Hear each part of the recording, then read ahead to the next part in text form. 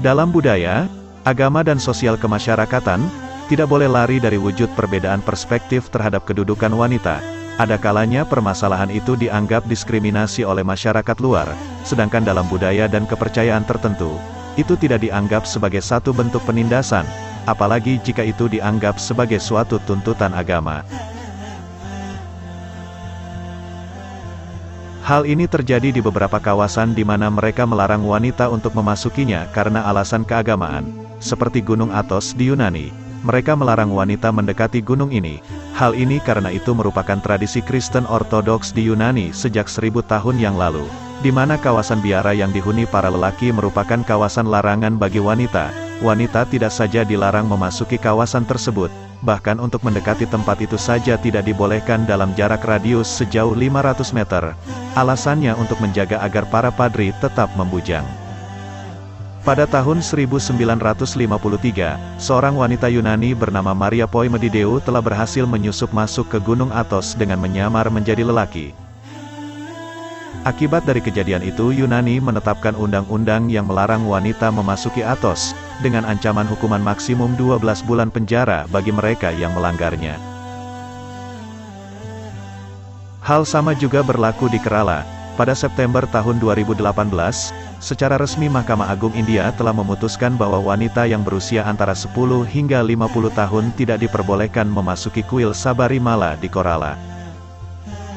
Kuil yang berdiri sejak abad ke-13 itu, yang terletak di puncak bukit, di Periyar Tiger Reserve, didedikasikan untuk Dewa Hindu Ayappa. Kuil ini adalah tempat yang populer, dikunjungi lebih dari 50 juta orang setiap tahun. Pada bulan November tahun 2019, seorang wanita Kuba memasuki kuil tersebut. Dalam perjalanan, dia diserang menggunakan air keras yang menyebabkan kulit badannya terbakar. Cairan itu juga disiramkan ke wajahnya. Masuknya wanita ke kuil tersebut mereka yakini akan mengalihkan perhatian dewa yang mereka sembah, karena mereka percaya dewa mereka adalah seorang bujang. Di Gunung Omine di Jepang, terdapat tradisi agama kuno Jepang sejak 1300 tahun, melarang wanita memasuki kawasan gunung ini. Gunung ini dikatakan suci, dan dengan kedatangan wanita akan mencemarkannya. Alasan lainnya, jika para wanita berziarah ke gunung tersebut, akan mengganggu konsentrasi para Sami. Mereka juga percaya bahwa gunung itu hanya tempat untuk para lelaki.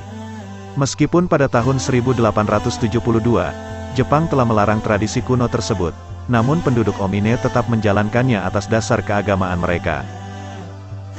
Di Pushkar, India, ada mitos mengatakan bahwa Tuhan telah menyumpah wanita yang memasuki kuil, dengan tidak memberkati mereka. Walaupun wanita yang masuk tersebut itu dari kalangan wanita yang taat beragama, dan pihak penguasa membenarkan larangan ini.